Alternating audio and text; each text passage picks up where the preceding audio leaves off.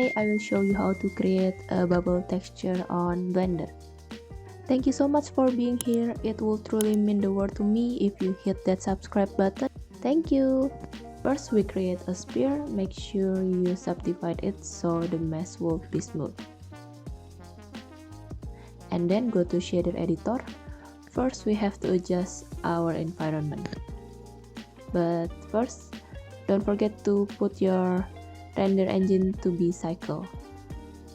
On the shader editor, we got the world first, and then we add environment texture, mapping, and texture coordinator. On the texture environment, click open and choose your HDRI image. I recommend you to choose a very colorful HDRI image like this. Now on the object, delete the principal BSDF and add mix shader. Connect the transparent BSDF and glossy BSDF.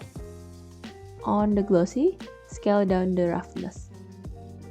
Now also connect the mix shader with layer weight, and between them add color ramp.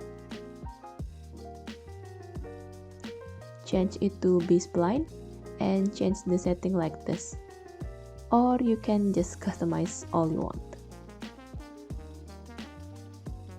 I will also set my environment to be transparent by clicking this.